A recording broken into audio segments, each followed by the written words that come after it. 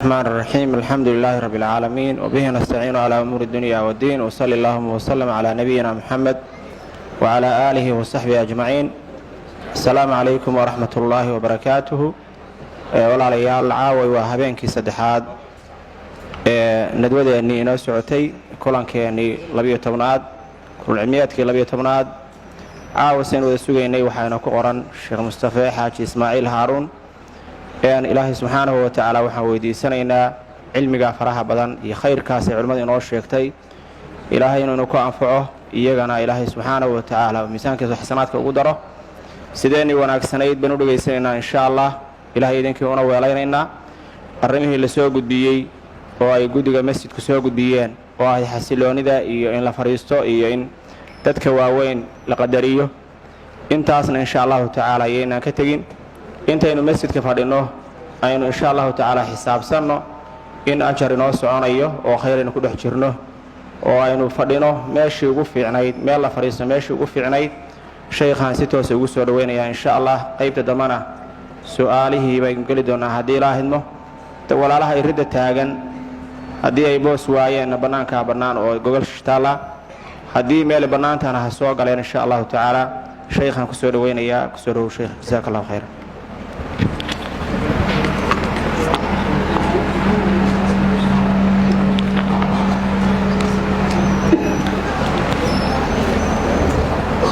بسم الله الحمد لله الصلاة والسلام على رسول الله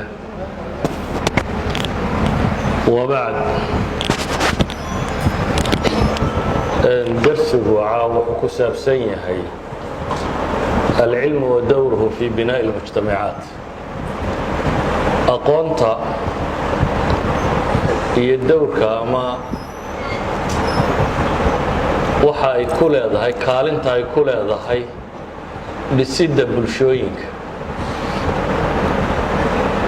war kooban marka aan tilmaamo wuxuu noqonayaa inuu idhaahno dunida tan waxaa ilaahay dhigay subxaanahu wa tacaala asraara kownku bay dhahaan waa khazaana mali'atun bilasraar. marka kownka waxa nimco taalla korkiisa iyo hoostiisaba iyo wakhtiga labadaba waxa lagaga faa'iideeyaa inta aqoon la hayo.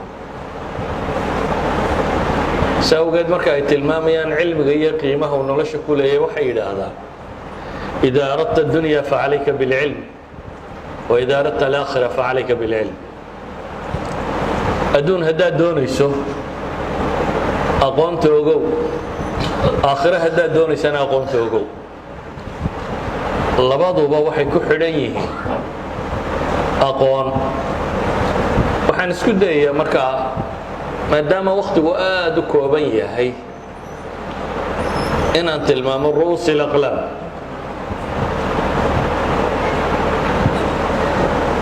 inaan meel fog istaago oo wax ka tilmaamo. koo waxaynu tilmaami doonnaa qur'aanka iyo siduu uga warramay cilmiga.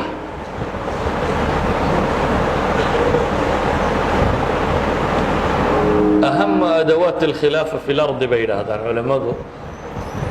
إن دولك بني آدم كو خلافة كسمعيه ودقو أقب كوغوين وباهن بينهدان إلهي وسيي ملائكة اللوغو سجود سيي اللوغو كراميي آدم وعلم بينهدان. آدم ملائكة كما بدنين تصبيحي عبادة هنا iyo quwa khaariqa u watay, laakiin waa aqoontii cilmiga hidaa la siiyey subxaanahu wa tacaala. sawgeed baa ilaahay wuxuu leeyahay wacallama aadama alasmaa'a kullaha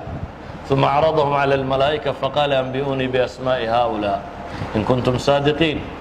qaaluu subxaanaka laa cilma lana ilaa maa callamtana innaka anta alcaliimu alxakiim. culimmadu waxay yidhahdaan marka aadam wixii koowaadee la soo siiyey ee mu'ahalka uga dhigay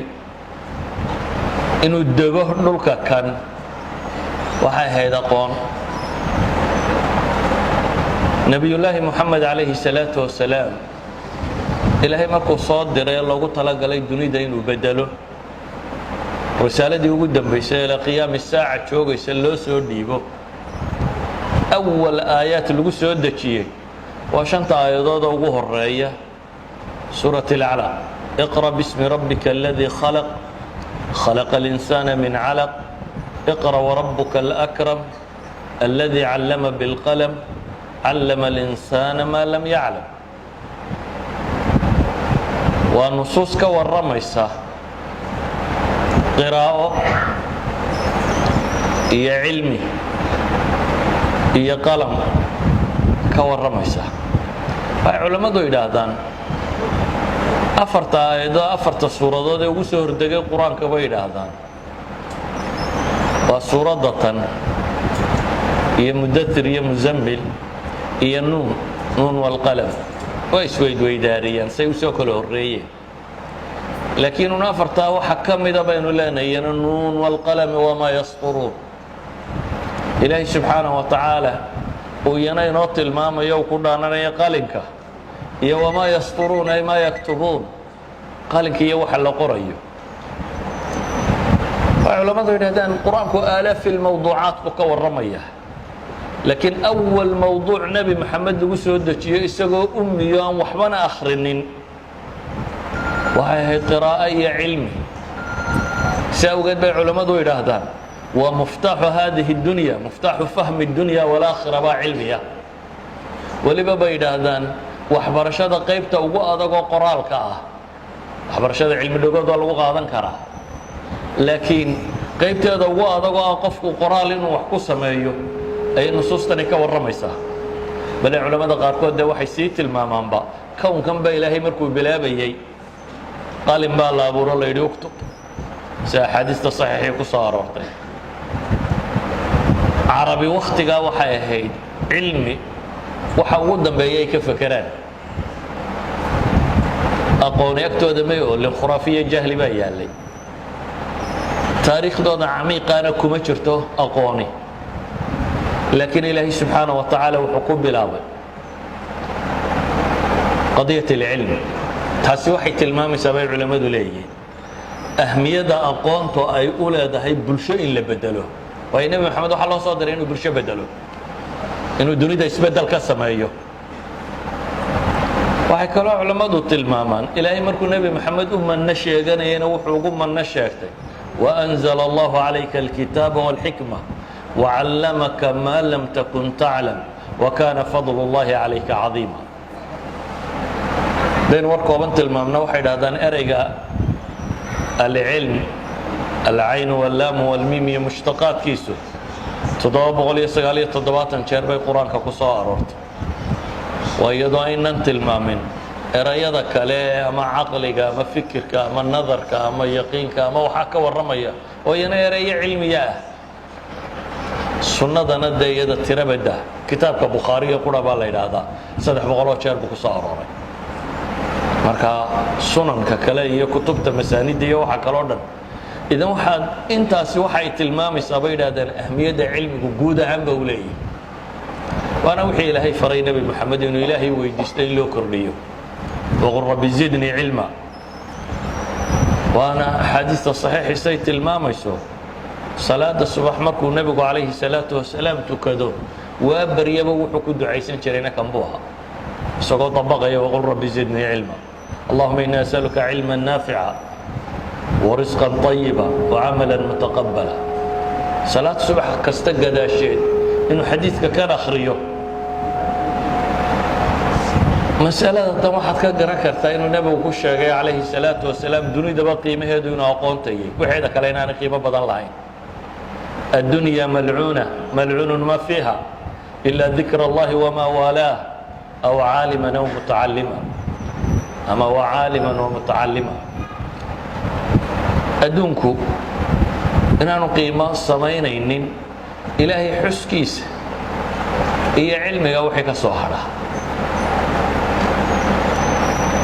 آدنه مركا الله لنبو بجرا نولشان سيدو قوليس لها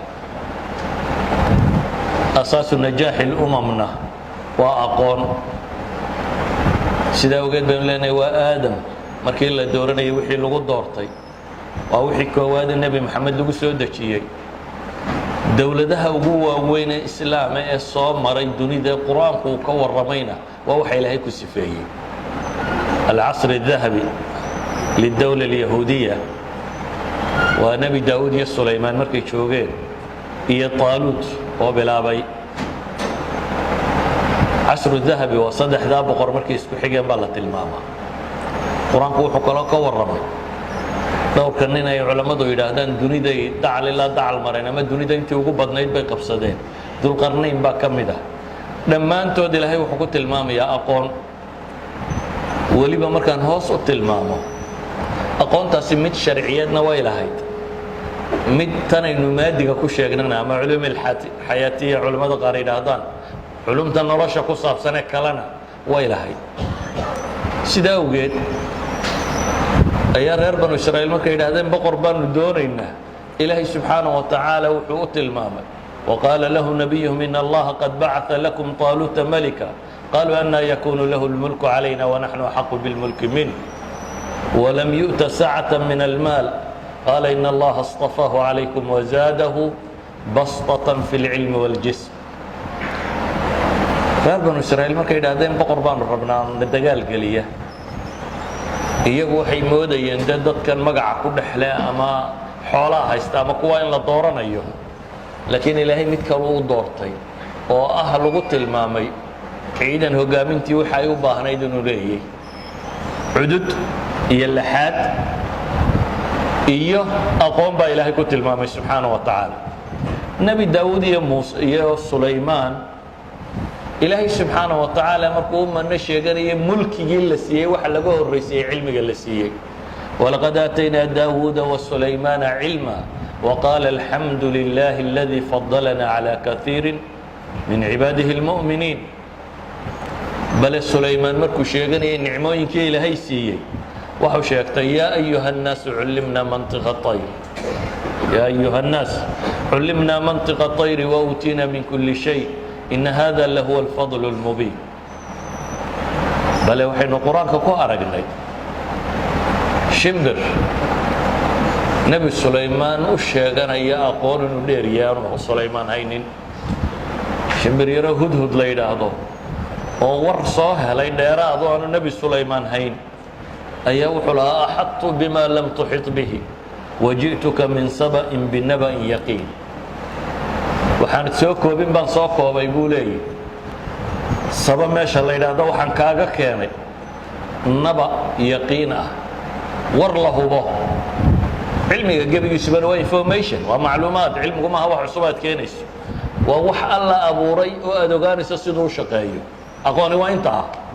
وحنا قلت بن آدم كوادور دمي وحو الدراسين يا وحي لهي أبو ري صدور شقايو يفهمه كدبنا ينو استعمالك مركا هو إنفورميشن بيد هذا وخبر وحو شيغانا يا شمبركا كان خبر إنو هيو أنو هينين نبي الله سليمان marka aan soo koobo nusuus aad u badan oo quraanka ka waramaysa waxaana tilmaamaysaa ambiyadaasi dawladaha xoogga haystay inay aqoon iyadoo ambiyadoo dhan ilaahay aqoon guud soo siiyay oo waxyiya haddana mid kale inay iyaga ilaahay siiyay subxaanahu wa tacaala bale waxa kugu filan aqoonta xataa maadiga ama العلم التطبيقي وحيد هذا applied science علمك نوها وسبدلي قابك وحلو قبطو سبدلي theory نظري كجوري إلى القرآن كون قلت الماما يا الرسول بان صادره لقد أرسلنا رسولنا بالبينات وأنزلنا معهم الكتاب والميزان ليقوم الناس بالقسط وأنزلنا الحديد فيه بأس شديد إلهي وحلاي الرسول بان صادره بينات عدعدية حجج معجزات بان كو soo diray waxaan soo raaciyay kitaab iyo miisaan xaq iyo baatilka lagu kala garto waxaan soo yeelay baa ilaahay leeyahay dadku inay cadaalad ku sugmaan wa anzalna alhadid baa ilaahay hadidkana waa soo dajiyay waxay yiraahdaan hadidku wuxuu ka mid yahay xadaaraadka dhismahooda waxay ku dhismaan ugu horeyn علماء ساينس waxay tilmaamaan xadiidku inaanu ka mid ahayn maadada dhulka oo markay hadda tilmaamayaan chemically siday u samaysmaan atomisku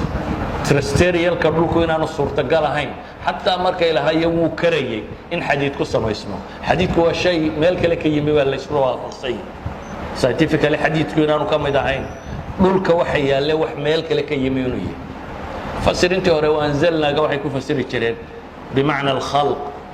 laakiin iminka waxaa la ogyahay inay inzaalkeedii rasmiga ahay tahay sidiisa uu xadiidka loo soo dejiyey taa markaynu dhaafno horumarka bini aadamku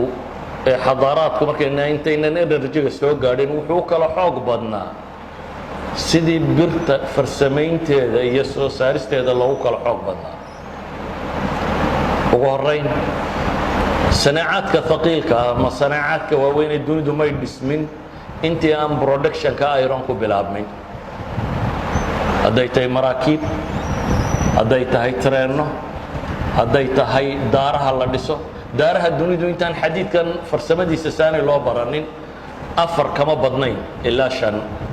oo dhoobadan qawskee la dhisaa hadday 4 ama 5 injineerinkeedu dhaafo way dumaysay si awgeed markii la ogaaday birtan shubka lagu dhex shubi karo ay soo baxday ayay bilaabantay in tabaqaadkan dhaadheer la dhisi karo ugu horreyn waxaan leenahay marka qur-aanku wuxuu tilmaamayaa nebi daawuud waalanaa lahu alxadiid baa ilaahay yidhi waxaanu u jilcinnay birta farsamada birta baa ilaahay siiyey subxaana wa tacaala oo uu ka samaynayay duruucdii iyo wixii lagu dagaalamayey iyo wuxuu ku dagaalgelayay oo dhan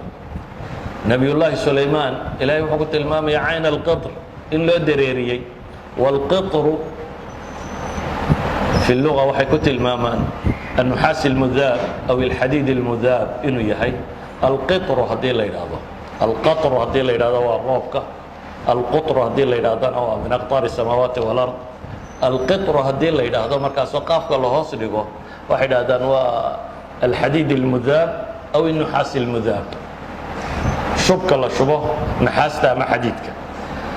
waxa nusuusta uu si tilmaamaya waxay tahay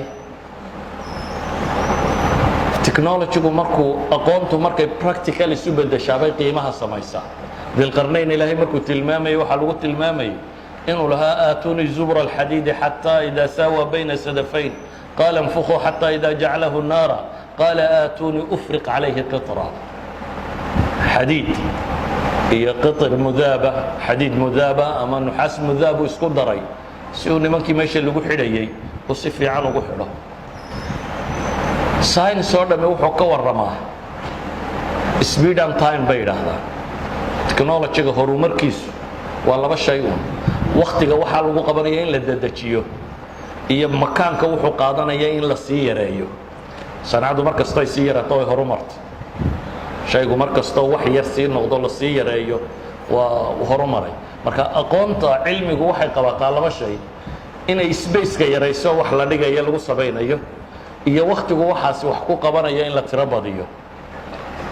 ilaahay markuu ka warramaya nebi sulaymaan waxaa la tilmaamay dabayla inay qaadayaan speed samaynaya ka dheeraynaya wixii markaa la watay oo gelinna bil sii soconaya in la socday gelinna in leeg soo soconaya waxaa ilaahay qur-aanka ku tilmaamaya cilmiga iyo aqoonta uu leeyahay nebi sulaymaan markuu rabay balqiis inuu soo qaado oo loo keeno carshigeedii ilaahay wuxuu ku sheegay cifriit min aljin baa yidhi anaa la soo duulaya oo intaanad shaqada ka bixin baan keenaya qabla an taquuma min maqaamik shaqada inta aad ku jirto ayaan keenaya ilaahay wuxuu sheegay waqaala aladii cindahu cilmun min alkitaab qaala aladii cindahu cilmun min alkitaab kii aqoonta la siiyey kan ammaan waxa ugu filan in sifadiisa la sheego laynama sheegin inuu jin yahay inuu malaa'ig yahay inuu insi yahay midda ku qoladuu noqdo toona qiimo badan samayn mayso waxa qiimo samaynaya waa farsamada uu garanayay waxa qiimaha samaynaya waa kaa saa daraaddeed ilaahay wuxuu leeyahay qaala aladii cindahu cilmun min alkitaab kii aqoonta la siiyey ayaa wuxuu yidhi intaan ilbiriqsi ka yar ayaan ku keenaya kullu haadihi nusuus waxaan rabaa inaanan sii balballaadhin sharaxe soo koobo waxay tilmaamaysaa aqoontu weliba markay aqoontu know-how isu beddesho markay isu beddesho applied science wax farsamo oo la isticmaalaya markay noqoto inay tahay kullama bini aadamka horumarkiisa iyo dheerayntiisa iyo xooggiisa ugu jiro. waxaa kaloo la socda bay yidhaahdaan culammadu xirfadyahanimada oo umamka maanta marka la qiimaynayo waxa la qiimeeyaa maalan muwaasiinta ay wax ku qiimeeyaan horumarka waxaa ka mid ah ummadda milyankii qofba imise baaxitho cilmiya bay leeyihiin. waxay kaloo wax ku qiimeeyaan milyankii qofba imise xirfadyahan baa ku jira, technicians imise ku jira. nebi sulaymaan markii ilaahay inooga warramayo boqortooyadiisii aadka u ballaadhnayd waxaa laynoo sheegay xirfadyahano khataraynu haystay. wa min ashayaaiini man yaguusuuna lahu wayacmaluuna camalan duuna dalik. shayddaamo farsamo yaqaana buu haystay oo badiyo berriba wax ka keenaya. farsamadiisu waxay gaadhsiisanayd islaantii mufasiriintu ay balqiis ku sheegaane haysatay saba markay timi qiila laha dkhuli sarxa baa la yidhi dhismahan gal. falamaa ra'atu xasibatu lujja in meesha biyo ku jiraan bay mooday oo lagu dhacayo, laakiin meesha waxay ahayd sarxun mumarad baa la yidhi, dhisme dhalo laga dhigay oo aanad arkaynin waxa ka hooseeya aan kuugu muuqanaynin siduu yahay.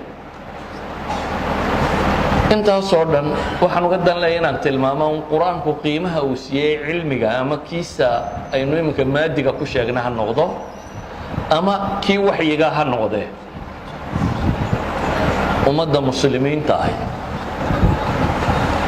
waxay maanta dunida kaga jirtaa baynu leenahay meel dambe. sababtuna waxa weeyaan waxay dayacday wixii aadanaha dhismihiisa iyo dowladnimadiisa ka qayb qaadanayay ama horumarka wixii uu ku salaysnaa. waxay yidhaahdaan su-aasha isweydiinta le waxa weeyaan bini aadamka dunida kor jooga marka la eego muslimku rubuc ka mida weeyaan. afartii qof ee dunida marayaba midbaa muslima. haddana bay leeyihiin marka la eego aqoonta science iyo technology-ga iyo politicalka iyo economicskaba dhaqaale siyaasad cilmi meel dambaynu maraynaa. inaynu meel dambe marayno waxaa kuugu filan ixsaa'iyaad waxoogaa ayaan idiin sheegi doona tiro koobiyo. waxay dhahdaan dhaqaalahii dunidu sanadkii samaysaa waa ilaa 60 trilyan. aadanaha kor saaran dhulku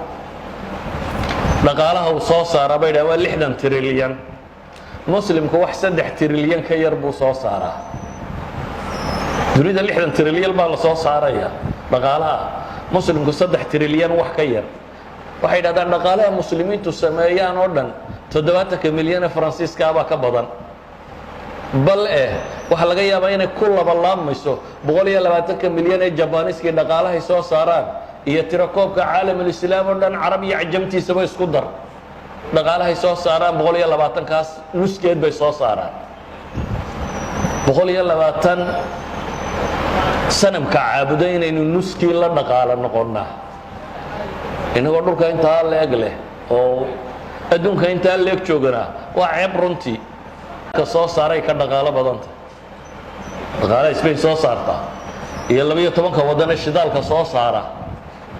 Spain taayar baa GDP-geedu ka badan yahay. Abu La'la al-Mawdudi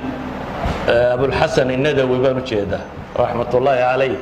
sheekhi hindiga ayaa dhintay baa wuxuu leeyahay qarnigii 16aad wixii ka dambeeyay muslimiintu su'aalihii cilmiga ah iyo sayniska ku saabnaa waa ka seexdeen. su'aalaha metaphysics-ka ka warrama ilaahiyaadka iyo waxa ka warrama ayay ku mashquuleen. saa daraaddeed may ka soo bixin buu leeyahay maskaxihii waaweynaaye lagu yaqaanay. waa sababta keentay buu leeyahay cilmiga iyagu soo saareen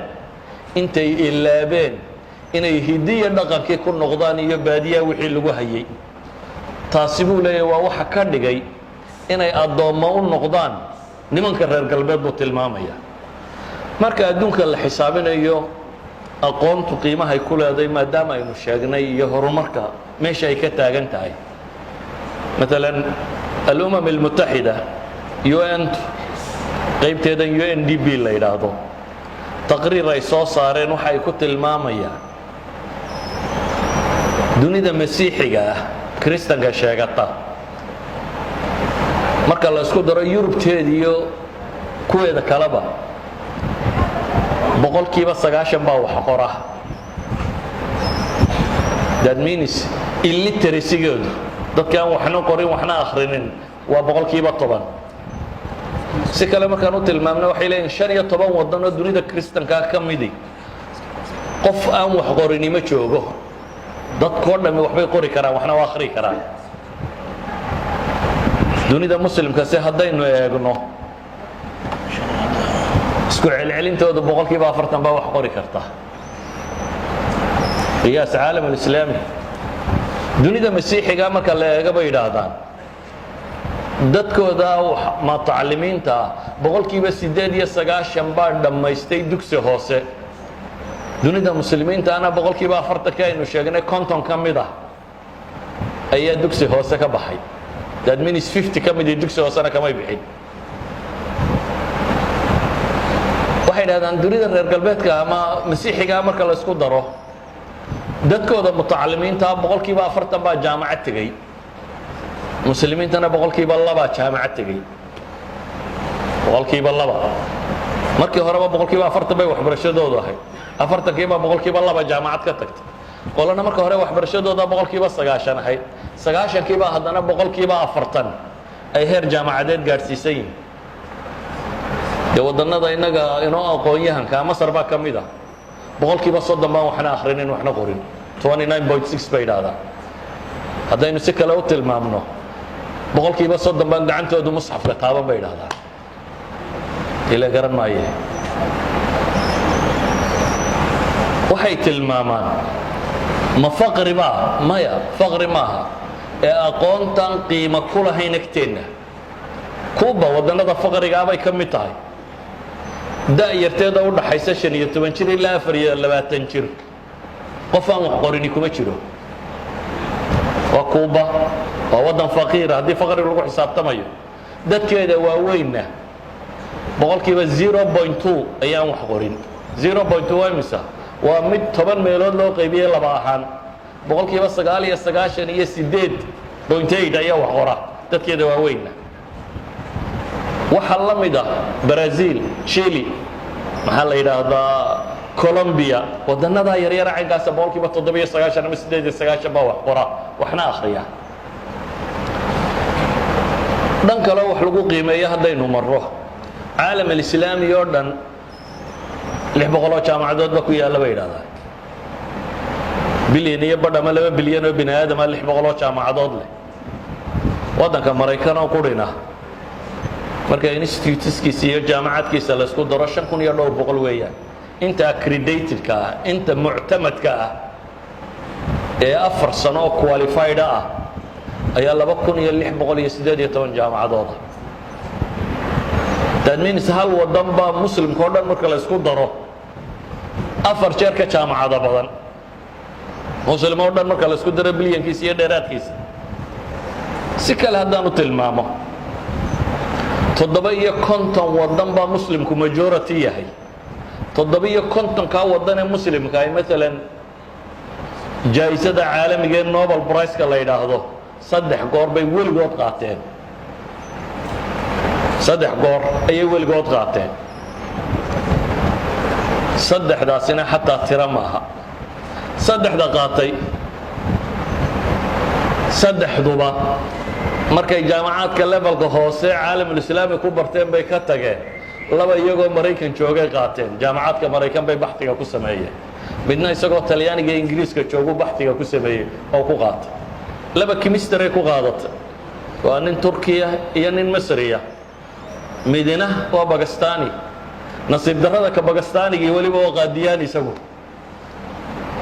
marka waxaynu tirsanayno dhami oo muslim Nobel Prize qaato dhan haddii la isku daro waa 3 nin oo gaalaga la joogay ee jaamacaadkii islaamiga ahaa ee caalamul islaamiga wixii ku yaalay waxba may soo saarin. that means 0.05 Nobel Prize dunida la bixiyay intaasaynu ka qaadanay. gaal mulxid oo la yidhaahdo Neil deGrasse Tyson nin midow oo Maraykan ah oo aqoon-yahanada sayniska laga dambeeyo ka mid ah. ana mulxid aan ilaahay rumaysanayn alla adriya ayaa wuxuu leeyahay 15 milyan oo yuhuudda dunida joogto dhammi buu waa 15 milyan marka la eego buu yidhi taariikhda 1902 ilaa inta la soo gaadhayo 2010 intii u dhaxaysay 150 Nobel Prize bay qaateen 15 milyan ee dunida jooga yuhuudda waxay qaateen 150 Nobel Prize oo science ka hadli maayo kuwa khuraafada ee maxaa la yidhaahdaa caalam islaam la qaatay inagu Nobel Prize keenu qaadana ma taqaanay waa saadaad baa qaatay yuhuuddu la heshiiyey carafaad baa qaatay yuhuuddu la heshiiyey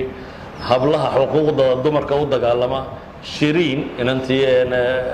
eeraanada xuquuqda u dagaalanta biiskay qaadatay nabadda qaadatay inantan yamaniyada xuquuqda u dagaalanta tawakkal baa qaadatay yartii caruurta ahayd 17 jirka ahayd Pakistan tahayd Malala baa qaadatay inagu waa kuwa layna siiya hablaha xuquuqda u dagaalama Nobel Prize ka qaata Peace Nobel Prize nimanka yuhuudda la heshiiya adabka labay muslimiintu qaateen labaduna midi waa Najib Mahfoud awlaadu xaaratina buu ku qaatay ma akhrideen wadin la'aan wuxuu qoray diin la'aanta lagu siiyay mid ka kalena waa Turki isna diin la'aan baa lagu siiyay wuxuu yiraahdaa cultural muslim baan ahay kuwa wax aaminsan meeyay dhaqankaygu baa islaamka ka soo jeeda adabka kuwa laynoo siiyayna waa kuwa Nobel Prize ka qaateen yahuuda 15 milyan hina marka la eego cilmiga dhakhtarnimada iyo biology-ga wada socda 196 Nobel Prize baa dunida la bixiyay 49 bay yuhuudi qaadatay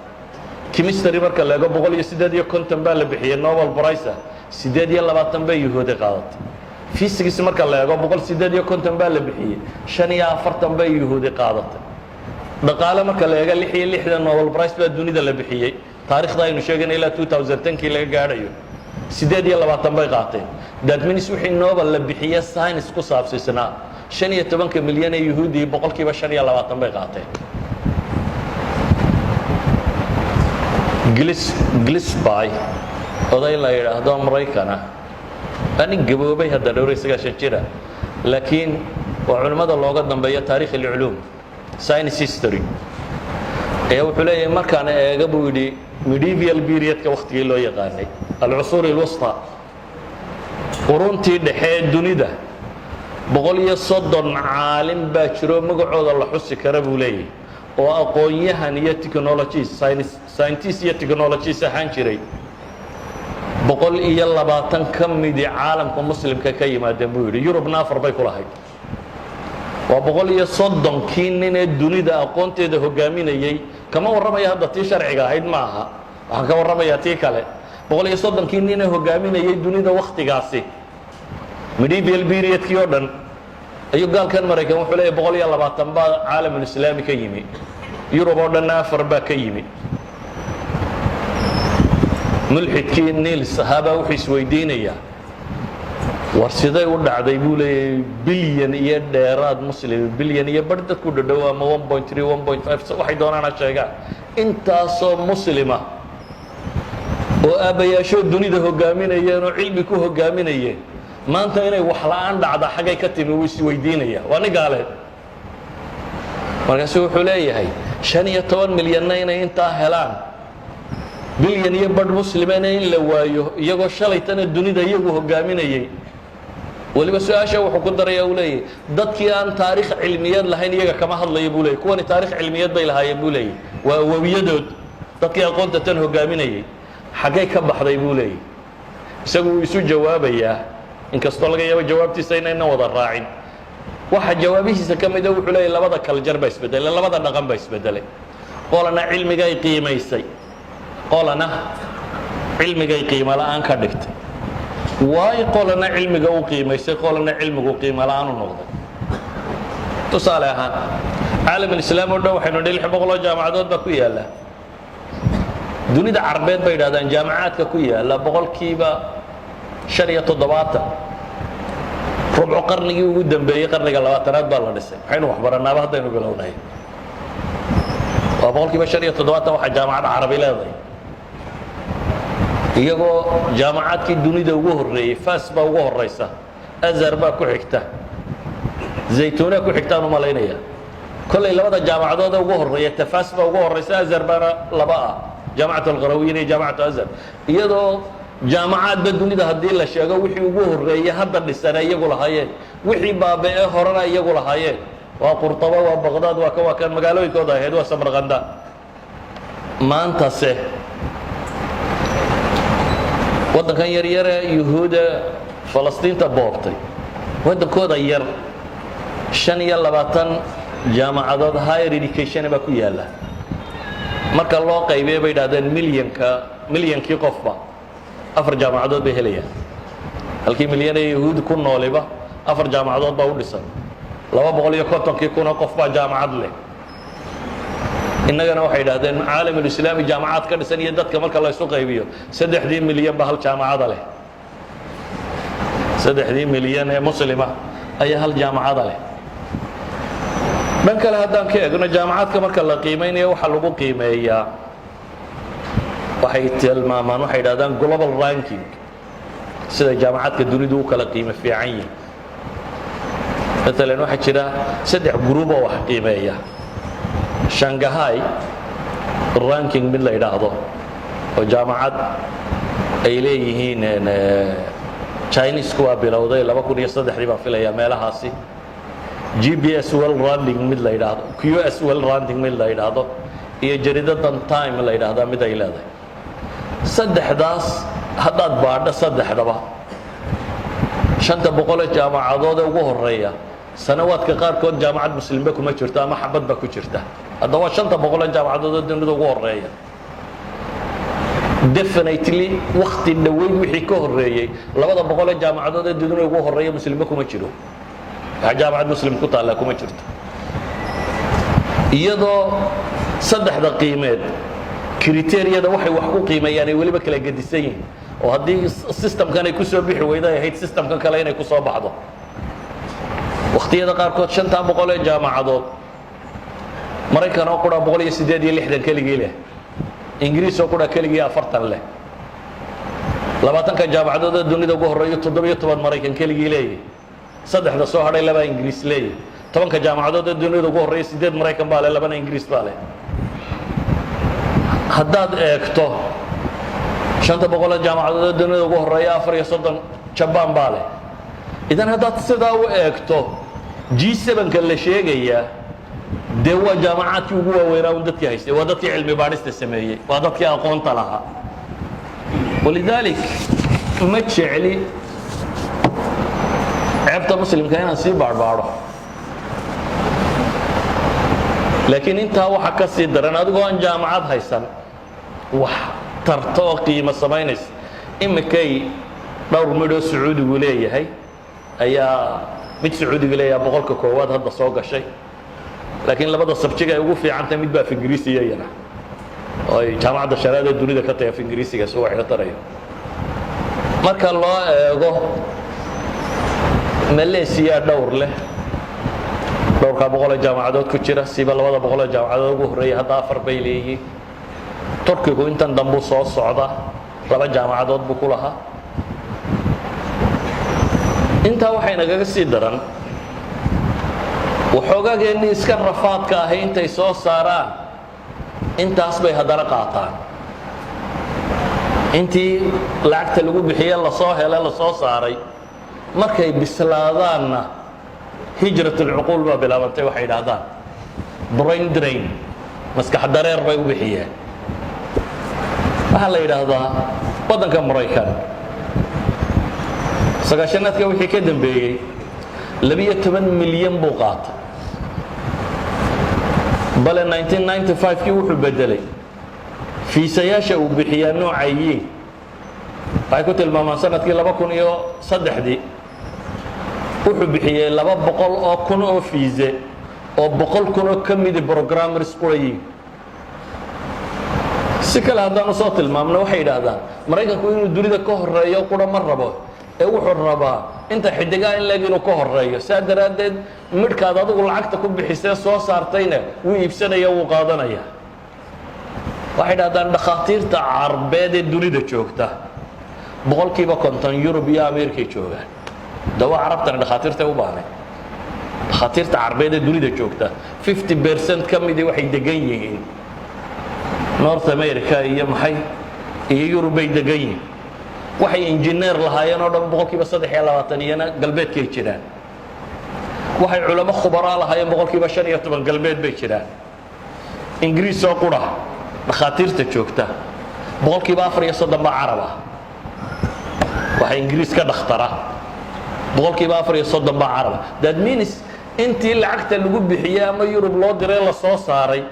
ama meelahan ba lagu camcamiyay la soo saarayna intiina lacag bay ku qaateen dib bay u iibsadeen saadaradeed waxay dhahdaan ardada caalamka carabeed ay u dirto inay jaamacaadka reer galbeed ka soo baxaan boqolkiiba 54 baan dib u soo noqonin حمل الشهادات العليا بينادا شهادوين كسره علماء السيدتي عربين سنة كي لبدا كون marka la tiriyo 450 kun baa joogay galbeedka maxaa soo haraya marka hadii marka hore laga aqoon badnaa oo laga jaamacada fiicnaa oo laga wanaagsanaa marka dambana waxoogaa yar aad soo saarto قال ملاحدة كمدة دكتور ميشيا كاكو لا يرادو أسأل كي سواي داير لكن هو أمريكان أيها وحولي هاي سيليكون فالي ما تشرين بولي هدانو H1B فيسا أنو تشرين بولي فيسا تشرين لا يرادو H1B أو أمريكان كو بحيو هدان فيسا هاسي تشرين بولي سيليكون فالي ما تشرين وهي الدنيا دمانت واقي هوري shirkadaha dunida ugu lacagta badan leh 10 shirkadood ee dunida ugu lacagta badan leh waxay ahaan jireen shidaal iyo gawaadhi 10 kuba shirkadaha shidaal ka shaqeeya iyo shirkadaha gawaadhida imika mid ama laba kaga jirta 10 shirkadood ee dunida ugu lacagta badan leh aqlay ku xoogsadeen ee commodity ma haystaan qalab ma jiro waa barnaamijyo wax la mid ah waa Amazon shirkadda ugu xooga badan leh وقال كان ويندو قال محل ورنجر بيل جيت وقال كان كلام كقواعد ده يوح صوصار يعني كوحود رايسنا محل هذا اسكو صادر وكان فيسبوك أو سمايستي وجوجل قرادة سمايستي لبدا أردا سمايستي لما أنت أدو حباي قرقريرونا برنامج أي سمايستي وحكلوا أي قانون بمشرو برنامج أي الدنيا بليونير لوي haddana laba shirkadooda kamid ah hadii dhaqaalahooda la isku daro caalamka islaamiga oo dhan waxay soo saaraan bay ka dhaqaalo badan karaan laba shirkadooda kamid aqoontu xooggaasay dunida leedahay aqoontu xooggaasay dunida leedahay oo dadkii commodity waxay dhaahdaan khamka materialka khamka dunida kuma horumarto ee manufacturing bay ku horumartaa ma jira bay leeyihiin wadan dunida hogaamiyay oo aan industry lahayn wadan macdan soo qoda ama shidaal soo saara ama mining soo saaro horumarsan dunida ma jiro ninka soo walwalaaqoba horumarsan kaasun ba dunida ku shaqaysto xoolaheeda haysta kan laakiin ceelasho ay ku yaalina laga soo qodaa waa un ceelka laga la baxaa wixiisa qiimo ma samaynayo saawgeed ay wax isku dayeen Mareykan maanta galkaasi Miishaya Kaku wuxuu leeyahay science PhD waxa sameeyay Mareykan degani boqolkiiba 50 dabad bay ku dhasheen Mareykan kuma dhalanin dad miinisu wixii aqli dunida jiray wuxuu isku dayay hadduu wax barasho ku keeni kari waa inuu lacag ku keeno oo dabeetana uu isagiisa wax ku baro Afrikadan madoowa taqaaniin waxay dhaahdaan 20 kun oo caalim oo ay leedahay bay sanad walba Yurub ka qabtaa dabeetana bay yiraahdeen khubaro la taliso si ay u soo kireystaan 4 bilyan oo lacag oo kale ku bixiya qiyaas inaad caalim soo saartaa marka hore mise bilyan buu kugu joogaa markii la soo saarayna kuwaas qaatay sanad walba 20 kun ka qaataan khubaro waxaan uga dalleeyay markaa haddaad maqasho dunaa horumartay dhidid bay ku horumareen iyo waxbarasho iyo wax soo saar bilaash kumay horumarin cid inta iska seexatay badhaadhayo horumartay ma jirto ee cid aqoon adeegsatay ayaa horumartay innagana waxba inagama xigaan inaynu horumarno waxba inagama xigaan go'aankeena inaga xiga inaynu shacab iyo dawlad iyo qiyaadaba inaynu yeelanno go'aan ah inaynu aqoontu inay qiimo tahay aragno cilmigu inuu wax yahay innaga cilmiga waxuma aragno haddii marka aynu rabno horumar